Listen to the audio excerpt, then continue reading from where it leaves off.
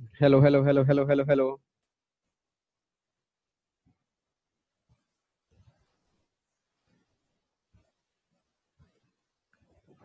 Hello hello hello hello. Good evening जी, good evening.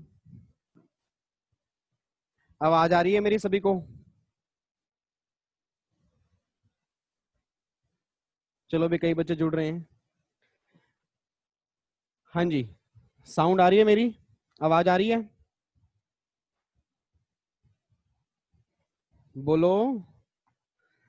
क्या मेरी आवाज आप सभी को आ रही है? Yes sir. ओके। अच्छा, अब मेरे को लग रहा है मेरे ख्याल से ना वो मीटिंग आईडी मेरी पहले गलत थी, तो मैंने अभी अभी चेंज की है। तो वही आईडी आपने डाली होगी, नई वाली जो मैंने अभी अभी लगाई थी, या पहले वाली से चल गया?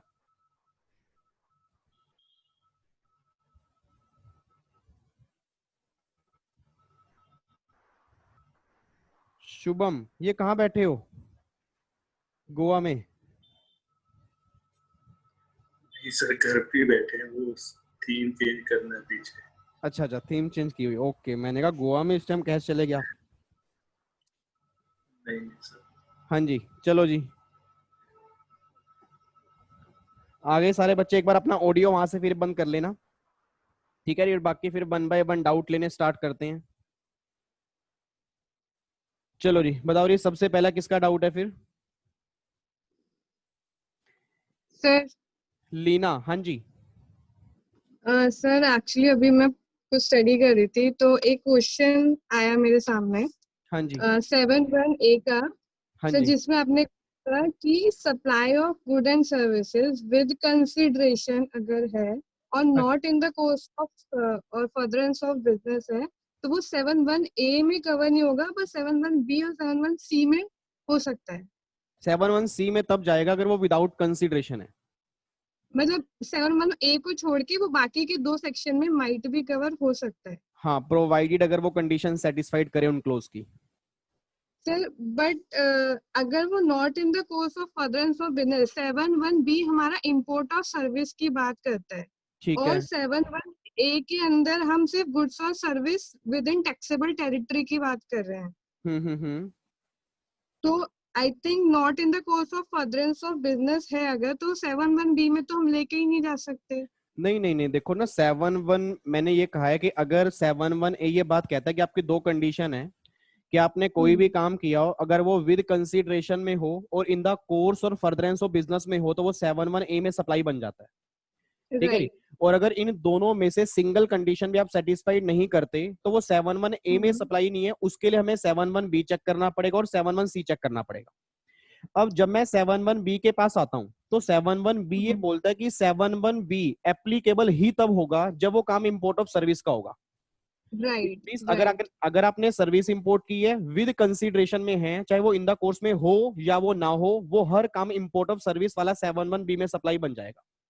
राइट तो मेनली अब क्वेश्चन ये निकल क्या रहा है कि गुड्स वाले काम कहाँ भाई? इट मीन अगर मान लो मैंने गुड्स राइट। में, अगर मैंने कोई गुड्स में डीलिंग की है और वो नोट इन द हाँ। कोर्स और फर्दरेंस ऑफ बिजनेस में है, ना तो यस। वो 7(1)(a) में है, ना वो 7(1)(b) में हाँ। है, और वो 7(1)(c) राइट के अंदर भी नहीं आएंगे, क्योंकि 7(1)(c) में राइट विदाउट वाले काम आते हैं। राइट सर, तो इट मीन, यही क्वेश्चन है, मतलब तो हाँ, कहाँ तो जाएंगे? नहीं नहीं, वो कहीं भी नहीं जाएंगे ना, फिर वो सप्लाई बनेंगे ही क्यों? एक बात में सोच के बताना।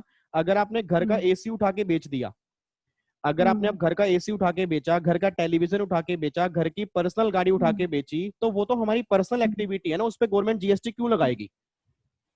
हम्म। ठीक है ना? ठीक तो है, तो जो सर भी, वो 7(1)(b) में भी नहीं आएंगे और वो 7(1)(c) में भी नहीं आएंगे, वो सप्लाई में ही नहीं आएंगे। हाँ, सप्लाई में ही कवर नहीं होंगे और उस काम पर जीएसटी भी एप्लीकेबल नहीं होगा। ठीक है सर। ठीक है ठीक है, लीना? Thank you. हाँ जी हाँ जी। ओके जी। Thank you sir. हाँ जी, विशाखा, आपका डाउट है? हेलो। हाँ जी। सर मुझे ये हैंडीक्राफ्ट गुड्स में जो एक तो रजिस्ट्रेशन में उसको एग्जेम्पशन है वो, और एक ई वे बिल में मैंडेटरी उसको ई वे बिल इशू करना है, इन दोनों में बहुत कंफ्यूजन होता है, मतलब हैंडीक्राफ्ट गुड्स का ट्रीटमेंट कैसे करना है? नहीं नहीं, देखो, जो रजिस्ट्रेशन का चैप्टर है उसके अंदर तो ये बोला गया है कि अगर आप इंटर हाँ। स्टेट गुड्स की सप्लाई करते हो तो सेक्शन 24 में ना रजिस्ट्रेशन करवाना कंपलसरी है। ठीक है ओके। जी। और अगर आप कैजुअल टैक्सेबल पर्सन हो तो भी सेक्शन 24 में रजिस्ट्रेशन करवाना कंपलसरी है। बट वो ये बात बोलता है कि अगर आप हैंडीक्राफ्ट गुड्स की सप्लाई करोगे ना, तो उस केस में आपकी वो 10 लाख और 20 लाख और 40 लाख रुपए की लिमिट एप्लीकेबल हो जाएगी। ओके। ठीक है। अच्छा, अब ई वे बिल के अंदर क्या लिखा हुआ है? ई वे बिल के अंदर ये लिखा हुआ है कि अगर आप हैंडीक्राफ्ट गुड्स का मूवमेंट करते हो, अगर आप हैंडीक्राफ्ट गुड्स का मूवमेंट करते हो ना, तो उस केस में क्या कि आपको ई वे बिल काटना मैंडेटरी है। अब पहली बात आप हाँ। ये समझ लो कि ई वे बिल का सप्लाई से कोई लिंक नहीं होता। इट मींस कहना ये चाह रहा हूं कि अगर मेरा काम सप्लाई में कवर है या कवर नहीं है, बट अगर गुड्स का मूवमेंट अगर हो रहा है ना, तो ई वे बिल मुझे जनरेट करना पड़ेगा। ओके। ठीक है। बट ये तो ऑब्वियस सी बात है, ये ऑब्वियस सी बात है कि अगर मैं जीएसटी में अनरजिस्टर्ड हूं, अगर मैं जीएसटी में अनरजिस्टर्ड हूं, फिर तो ई वे बिल की बात ही नहीं होगी ना। क्योंकि अगर मैं जीएसटी में हूं ही अनरजिस्टर्ड, मतलब मैं जीएसटी में कवर ही नहीं हूं, तो उस केस में ई वे बिल की बात भी नहीं होगी। और सर ये जो लिमिट है 10 lakhs वाली, तो वो नागमणि, ट्रिपल पे, मिजोरम, ये 4 ही केस में आएगा, मतलब 10 lakhs वाले ही स्टेट्स हम लोग देखेंगे। हाँ हाँ 20 हाँ और हाँ। 40 lakhs वाला है वो कंसिडर नहीं करेंगे, राइट? नहीं नहीं, हाँ, जो 10 लाख वाला है वो तो वही नाग, मणि, त्रिपुरा और मिजोरम, इन 4 स्टेट में 10 लाख है, और बाकी स्टेट में हाँ। 20 लाख है। और अगर गुड्स की सप्लाई एक्सक्लूसिव कर रहे हो, तो उस केस में फिर 40 लाख की जो नई लिमिट एप्लीकेबल हो रही है वो लगेगी। ओके। और सर ये जो सेंट्रलाइज्ड रजिस्ट्रेशन है वो पॉसिबल है क्या? मतलब registration in one state is only for that state, और अगर दूसरी स्टेट में जाना है तो वहां पर अलग से जाके रजिस्ट्रेशन लेना रहेगा, नहीं ऐसा नहीं है? नहीं नहीं नहीं नहीं, ऐसा नहीं है। ऐसा नहीं है कि अगर आप दूसरी स्टेट में जाना चाहते हो तो अलग से रजिस्ट्रेशन लेना पड़ता है। उसी सेम पैन के अंदर आपको रजिस्ट्रेशन के अंदर अमेंडमेंट करवानी पड़ती है कि मेरी दूसरी ब्रांच यहाँ पर भी है। ओके ओके, ठीक हाँ है जी। सर, समझ गई। Thank you. ठीक है विशाखा, हो गए आपके डाउट? हाँ हाँ सर, थैंक यू। ओके जी, वेलकम। अजय सिंह, आपका डाउट है जी? अजय? चलो, अजय का डाउट नहीं है। अच्छा, यहाँ पे डाउट है, एक बच्चे का हैंड रेज है, ये 403E5593, इनका हैंड रेज है। हाँ जी, बताओ जी, डाउट क्या है आपका?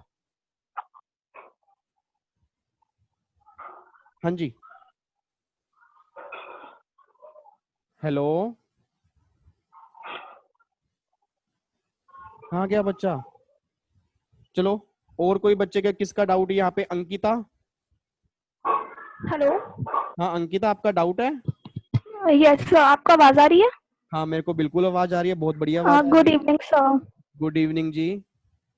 सर मेरा doubt place of supply chapter में है, उसमें सप्लाई में जो सेक्शन उसमें सेक्शन 10 है, उसमें first point supply involves movement of good. तो सर उसका एग्जांपल से आप अगर समझा दीजिए कैसे उसका प्लेस ऑफ सप्लाई डिटरमाइन करते हैं। Supply involve movement of goods का एग्जांपल बताना है, या प्लेस ऑफ सप्लाई उसका क्या निकल के आएगा वो हाँ, बताना है? उसी उसी सेक्शन 10 ऑफ आईजीएसटी जो प्लेस ऑफ सप्लाई है, उसी में जो फर्स्ट पॉइंट दे रखा है कि where supply involves movement of goods, तो उसका जो प्लेस ऑफ सप्लाई होता है वे मूवमेंट टर्मिनेट्स। तो सर इसका एग्जांपल बता दीजिए। मूवमेंट टर्मिनेट का मतलब ये होता है कि जहां पर आपका गुड्स, मतलब लास्ट डेस्टिनेशन जो होगी, जहां पे आपने गुड्स हैंड ओवर करना है उसको।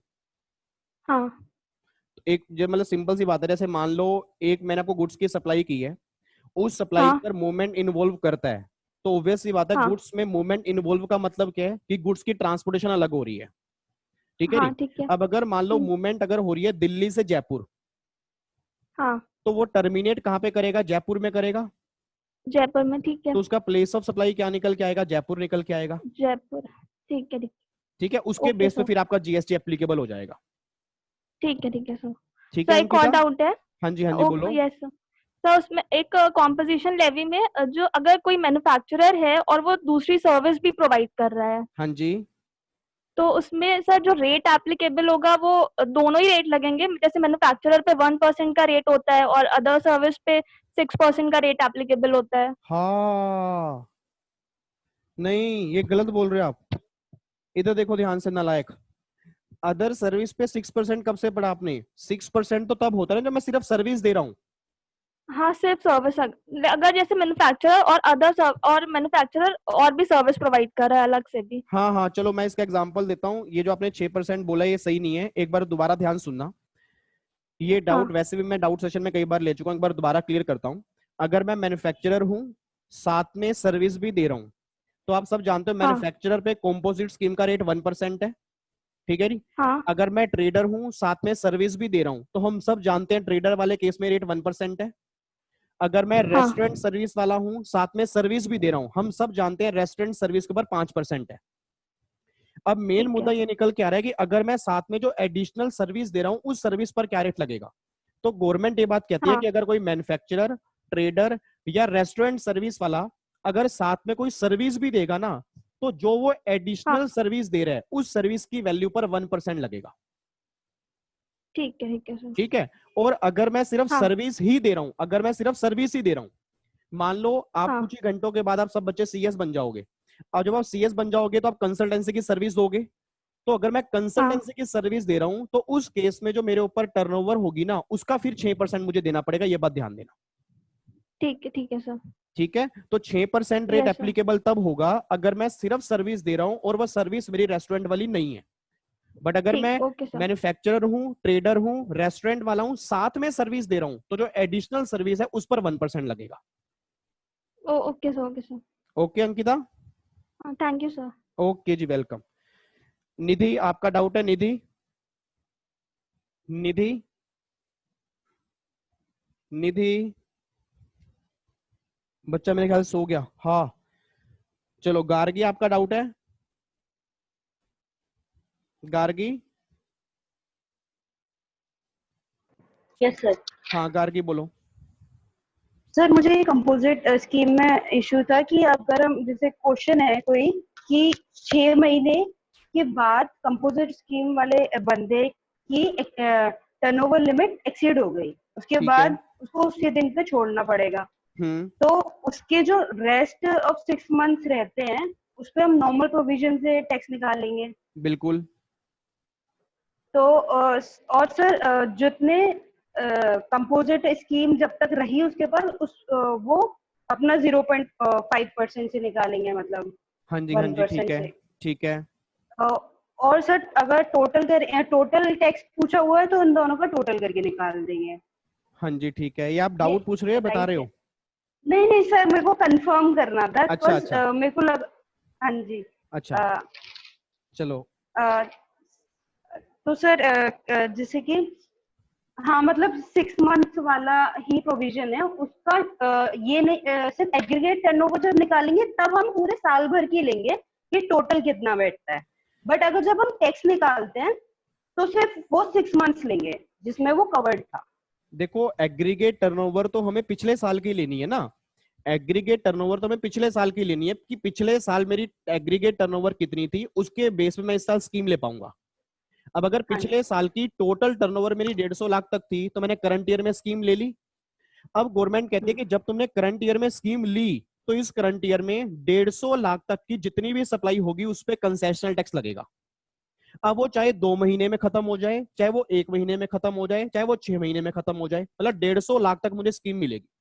और जहां मेरे 150 लाख की सप्लाई कंप्लीट होगी उसके अगली सप्लाई में जो भी करूंगा ना वो मैं नॉर्मल स्कीम में करूंगा। अब आप खुद समझदार हो, 150 लाख की अगर मेरी सप्लाई मान लो 4 महीने के बाद कंप्लीट हो गई तो 4 महीने तक कंसेशनल टैक्स जाएगा, उसके बाद नॉर्मल टैक्स जाएगा।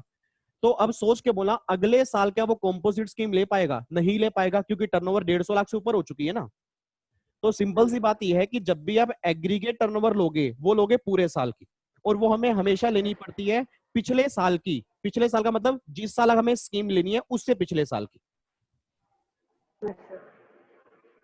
और सर जो इंटरेस्ट ऑन एफडी होता है ये क्या होता है सर? टैक्सेबल रहता है या फिर एग्जेम्प्ट सप्लाई है? इंटरेस्ट तो आपका एग्जम्प्ट होता है। जैसे इंटरेस्ट और डिस्काउंट तो लोन जो आपका लोन है और डिपॉजिट्स हैं उस पे जो इंटरेस्ट डिस्काउंट है वो तो एंट्री 27 में एग्जम्प्ट है आपका। अच्छा सर, और एरेटेड वाटर्स का क्या वो है? एरिएटेड वाटर तो आपका ना कॉम्पोजिट स्कीम में, याद करो हम अभी तक करते थे टिप वाला कि टबैको, आइसक्रीम, पान मसाला, इन तीनों केस में कॉम्पोजिट स्कीम आपको मिलती नहीं थी।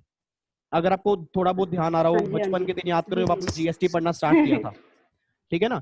उसमें हाँ अब जी एक सर। एडिशन ही हो गया एरिएटेड वाटर। इट मींस अगर एरिएटेड वाटर भी है ना तो उस केस में भी कॉम्पोजिट स्कीम अब नहीं पीलेगी। तो अब हमारे 4 गुड्स हो गए जिसको हम बोलते हैं पति के नाम से। ठीक है ना। पति का मतलब, पी का मतलब पान मसाला, ए का मतलब एरिएटेड वाटर, और टी का मतलब टबैको, आई का मतलब आइसक्रीम। Thank you. ठीक है जी, चलो और बताओ जी, गार्गी आपके डाउट हो गए पूरे? Yes sir. ठीक है, हाँ जी राम अवतार। सर ये रूल नंबर 36 एक बार थोड़ा समझा दो ना इसको। रूल GST के नंबर अंदर। 36 कौन सा? आईटीसी का जो नया अमेंडमेंट आई है हाँ जी सर। उसके अंदर तो यार ये है, रूल नंबर 36 जो हमारा नया आया है उसके अंदर ये गवर्नमेंट कह रही है, जैसे मान लो मैं सप्लायर हूं और आप मेरे रिसीवर हो, हाँ मैंने आपको सामान सप्लाई किया, उसमें जीएसटी चार्ज किया तो आपको आईटीसी मिलेगा, ठीक है हाँ जी। अब गवर्नमेंट ये बात कह रही है कि आपको आईटीसी तब मिलेगा जब वो सेक्शन 16 में दी गई 4 कंडीशन सेटिस्फाइड होंगी। पहली कंडीशन, आपके हाथ में टैक्स इनवॉइस हो, आपकी फैक्ट्री में सामान आ चुका हो, ठीक है जी, मैंने गवर्नमेंट को जीएसटी पे कर दी हो और आपने रिटर्न फाइल कर दी हो। अगर ये चारों कंडीशन सेटिस्फाइड होंगी तब आईटीसी लेने के एलिजिबल हो जाओगे, ठीक है। अब उसमें ना एक पॉइंट गवर्नमेंट ने और ऐड कर दिया कि यहाँ पे ना सप्लायर को गवर्नमेंट कह रही है कि सप्लायर कि तुम्हें जीएसटीआर 1 में ना रिसीवर के इनवॉइस भी अपलोड करने पड़ेंगे। इसका मतलब यह है कि जितनी तुमने सप्लाई की उसके सारे के सारे इनवॉइस तुम्हें अपलोड करने पड़ेंगे। अब जितने इनवॉइस अपलोड कर दिए उतने का तो रिसीवर आईटीसी क्लेम कर लेगा, और जितने इनवॉइस सप्लायर ने अपलोड नहीं किए उस केस में गवर्नमेंट कह रही है कि हम तुम्हारा आईटीसी रिस्ट्रिक्ट कर देंगे। अब उस केस में कितना आईटीसी देंगे? जितने इनवॉइस अपलोड कर दिए उसके आईटीसी का 20%, और जो इनवॉइस अपलोड नहीं किए उसका जो एक्चुअल आईटीसी बनता है विच एवरेज लेस जो होगा ना उतना ही आईटीसी मिलेगा, उससे ऊपर नहीं मिलेगा, ठीक है जी। तो बस ये ध्यान देना, आपके एग्जाम में जब भी क्वेश्चन बनेगा ये देख लेना कितने इनवॉइस अपलोड किए हैं, जितने अपलोड किए उसका तो पूरा, और जितने अपलोड नहीं किए तो जितने अपलोड किए उसके आईटीसी का 20% निकाल लो, और जो अपलोड नहीं किए उसका एक्चुअल आईटीसी कितना बनता है, इनमें से जो भी कम होगा ना उतना आपको आईटीसी मिलेगा, बस ये बात ध्यान देना, ठीक है राम अवतार। आपको और कोई डाउट तो नहीं है? हेलो, आपका मेरे ख्याल से ऑडियो वहां से बंद हो सर गई। हाँ सर, एक राउंड एक और है डाउट सर। हाँ जी, सर ये मल्टी इसके अंदर केस मतलब 2 केस बताए गए हैं, मल्टी मल्टी ट्रांसमिशन इन्वॉल्व और ये दूसरा इसके अंदर मल्टी मोडल ट्रांसमिशन में, इसके अंदर ये थोड़ा समझा दो ना दोनों केस वाले। ईवे बिल के अंदर हाँ जी सर। ये तो मैं यार अभी लास्ट सेशन के अंदर भी समझाया था कि मल्टी मॉडल कार्गो, देखो मल्टी मॉडल कार्गो का नहीं सर, मतलब इसके एक के अंदर शिप आ रही है और इसके अंदर शिप इन्वॉल्व नहीं है, तो थोड़ा इसके हाँ अंदर वही मैंने समझाया था, एक बार मैं दोबारा समझा देता हूँ। देखो मल्टी मॉडल कार्गो का मतलब ये होता है कि जहां पे ना अलग अलग व्हीकल यूज होते हैं, ठीक है। अब गवर्नमेंट ये बात कह रही है कि अगर तुम्हारे मल्टी मॉडल कार्गो हैं जहां पे तुम अलग अलग व्हीकल यूज कर रहे हो, उसमें अगर तुमने एक शिप भी यूज किया, ओके। अगर तुमने उसमें एक शिप भी यूज किया ना तो उस केस में वो बन जाएगा ओवर डायमेंशनल कार्गो। और अगर कोई कार्गो मल्टी मॉडल कार्गो है उसमें शिप यूज नहीं हो रहा, फिर वो नॉर्मल कार्गो की तरह ट्रीटमेंट करेंगे। तो बस क्वेश्चन में ना ये देख लेना कि अगर कोई कार्गो मल्टी मॉडल कार्गो है, बीच में शिप है, तो उसका वैलिडिटी पीरियड जो होगा ना वो ओवर डायमेंशनल कार्गो जो 20 किलोमीटर पर डे होता है उसका वो वाला एप्लीकेबल होगा। और अगर बीच में शिप नहीं है तो उस केस में फिर वो नॉर्मल कार्गो का ट्रीटमेंट करेंगे, बस ये बात ध्यान देना, ओके सर। ठीक है राम अवतार। हाँ जी सर। ओके जी, चलो अगला डाउट रितु। हाँ जी रितु,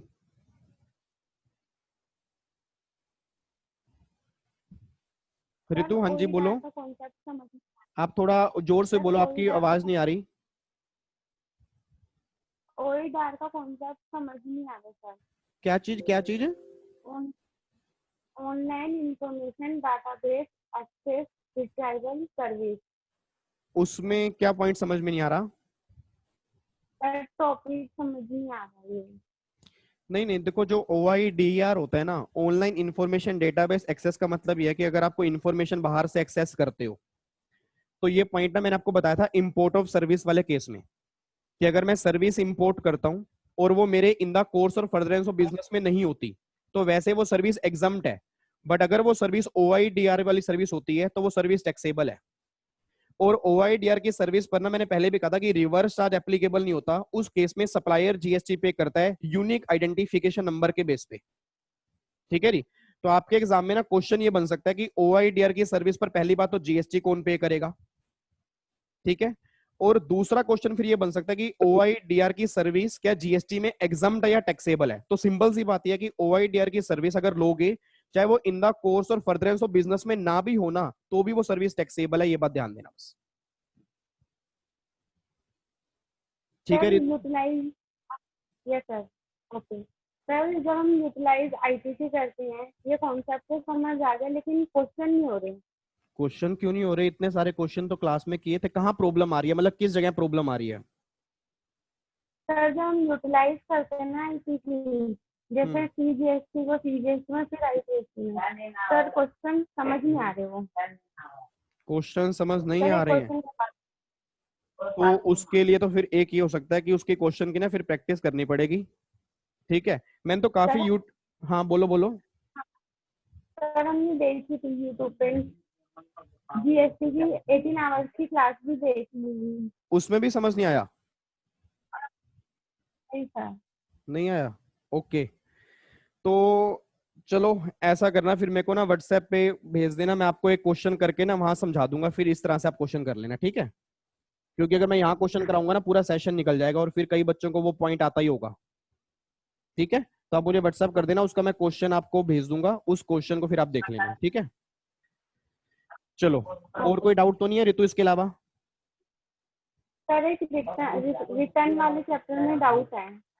ये किसी की ऑडियो ऑन है? पहले ऑडियो बंद करो, पीछे से किसकी ऑडियो ऑन है? हाँ जी, रिटर्न में चैप्टर में क्या डाउट है? सर कंपोजिशन, जब हम कंपोजिशन स्कीम में रिटर्न फाइल करते हैं तो हम एनुअली करते हैं या क्वार्टरली? एनुअली करते हैं return. GSTR 4 GSTR form annual file करते हैं, क्वार्टरली खत्म हो चुका है। ठीक है जी, चलो। हाँ जी, ओके जी। अंशुल, हाँ जी बोलो, अपनी ऑडियो वहां से। हाँ जी सर वो सर जो डाउट था कि जो अगर कोई अनरजिस्टर्ड पर्सन आरसीएम में कवर है तो वो सर जो रिटर्न वगैरह उसको कंप्लायंस करने पड़ेंगे या नहीं? अगर अनरजिस्टर्ड पर्सन आरसीएम में कवर है, मतलब आप ये कहना चाह रहे हो वो कि आरसीएम, हाँ आप ये कहना चाह रहे हो कि अगर मैंने कोई ऐसे गुड्स या सर्विस की सप्लाई की है जो आरसीएम के अंदर होती है, ठीक है, हाँ और वो सामने वाला पर्सन हाँ अनरजिस्टर्ड है, हाँ, हाँ, तो वो सेक्शन तो उसको 24 में कवर है ना? कंप्लायंस बिल्कुल करने पड़ेंगे। सेक्शन 24 ने बोला तो है कि जिसको रिवर्स चार्ज में जीएसटी पे करने हैं उसके लिए कोई 10 लाख 20 लाख और 40 लाख की लिमिट ही नहीं है, रजिस्ट्रेशन करवाना कंपलसरी है, तो उसको करवाना ही पड़ेगा और सारे कंप्लायंस पूरे करने पड़ेंगे। ओके सर, ठीक है जी, yes sir, thank you sir. Okay जी। और यहाँ पे डाउट है अमन, अमन, अमन आपका डाउट है? Aman? Hello sir. Nidhi? Yes sir, मेरा डाउट है सर, वो पहले स्पीकर काम नहीं कर रहा था। अच्छा, फिर गुस्सा क्यों हो रहे हो? हाँ जी, प्यार से बोलो ना। Sorry sir. हाँ जी। Sorry sir.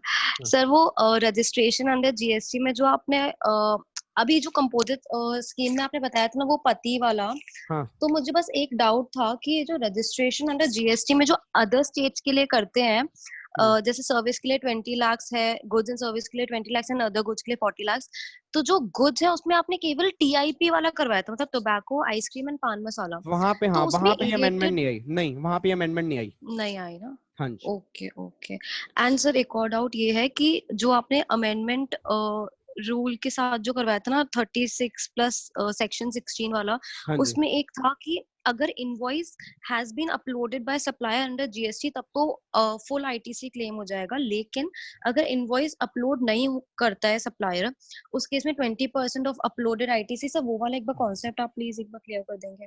अभी तो मैंने कि 2 वो मिनट मतलब पहले बताया था, आप लेट आए हो सेशन में।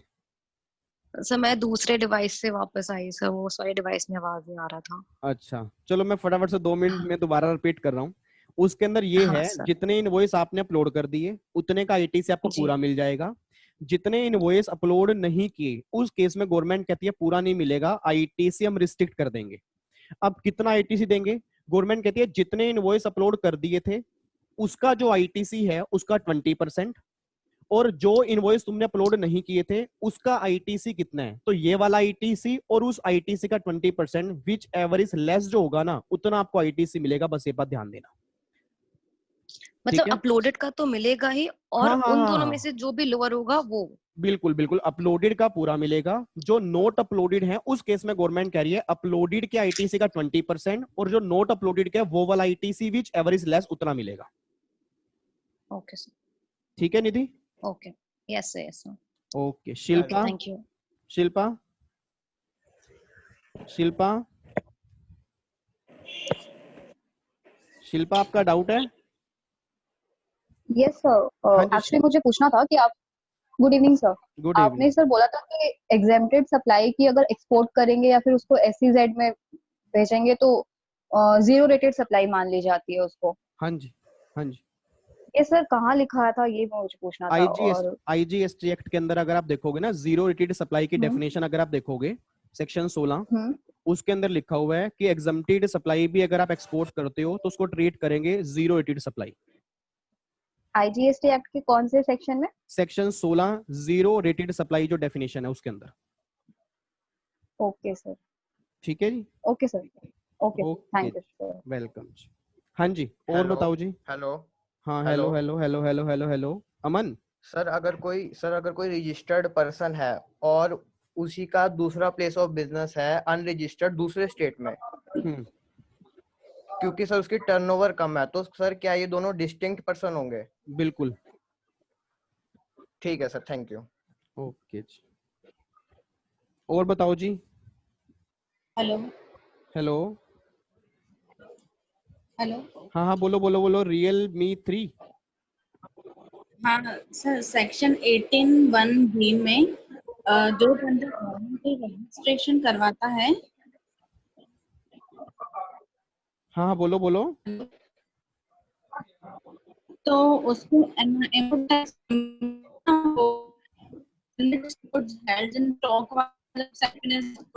उन पे उनको मिलता है, तो कैपिटल गुड्स पे वो नहीं मिलता है। नहीं कैपिटल गुड 18(1)(b) मैं क्लियर कर देता हूँ। जो आपने सेक्शन 18 पढ़ा होगा उस सेक्शन 18(1) में 4 क्लोज हैं ए बी सी डी। ठीक है? तो ए और बी ये बात बोलते हैं कि अगर कोई पर्सन अनरजिस्टर्ड से रजिस्टर्ड पर्सन वाली कैटेगरी में जा रहा है, अब वो अनरजिस्टर्ड से रजिस्टर्ड पर्सन वाली कैटेगरी में जाएगा, उसके दो केस होंगे, या तो वो अपनी मर्जी से जा रहा है या उसकी लिमिट क्रॉस हो चुकी है तब जा रहा है।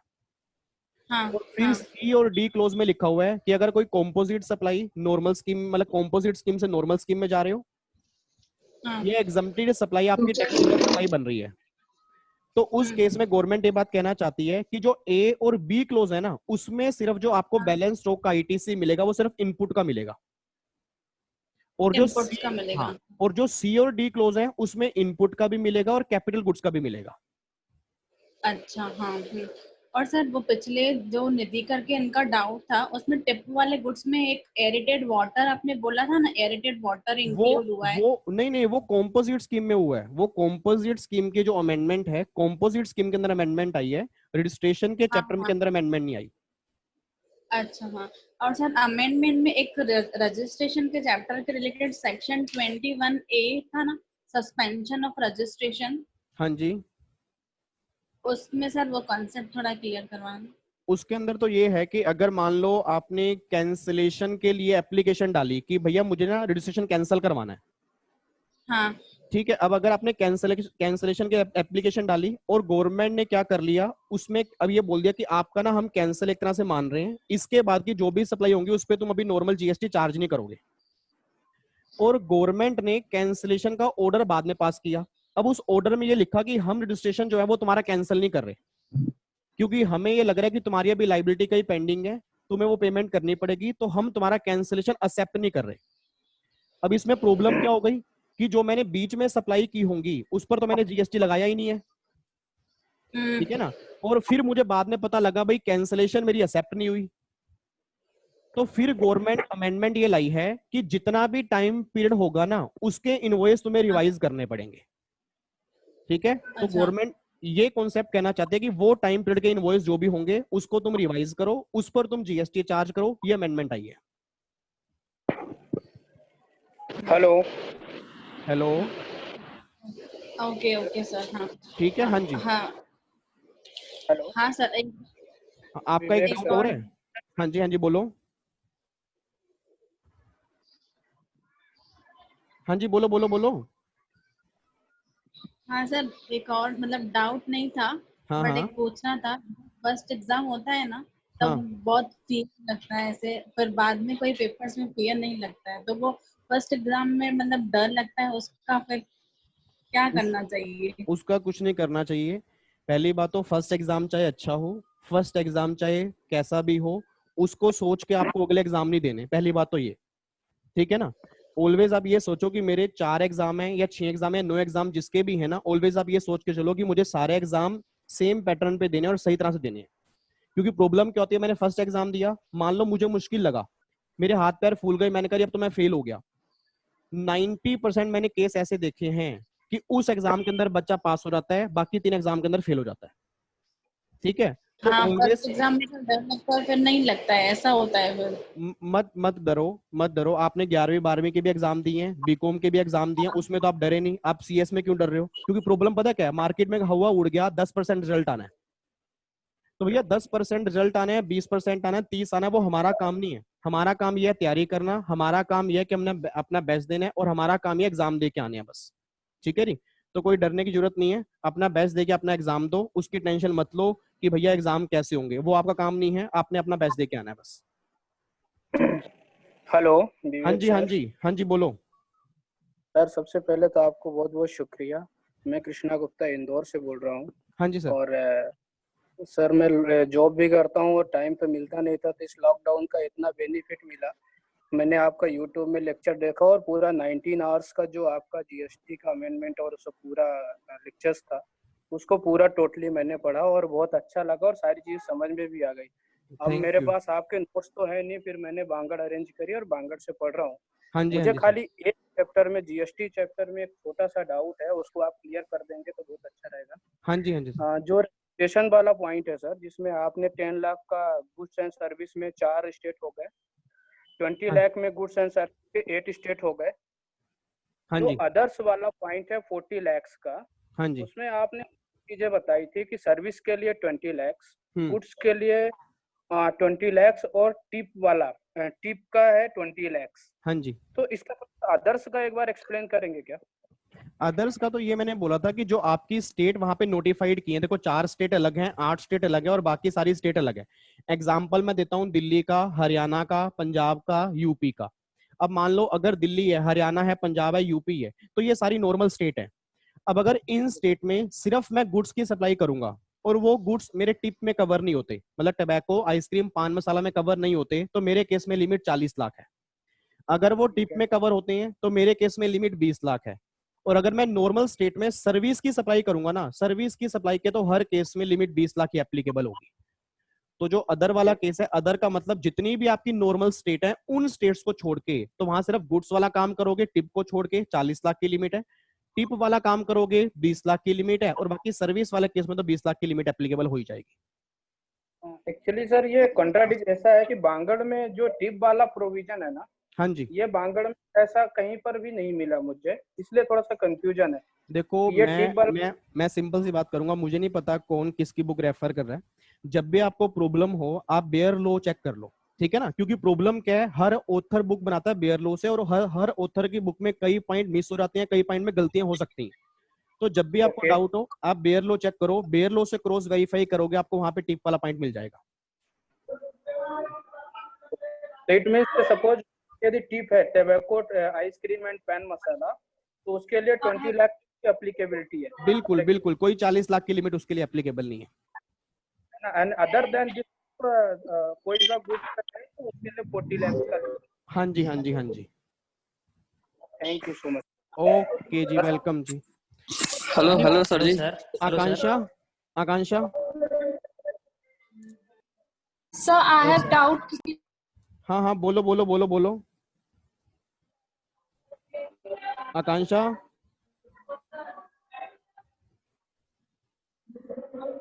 Hello sir. हाँ, राम अवतार आ रहा हूँ आपके पास। आकांक्षा, आपका डाउट? आपकी बार बार ऑडियो म्यूट हो रही है, प्लीज वहां से अपना अनम्यूट कर दो। Okay sir. हाँ जी आकांक्षा, बोलो।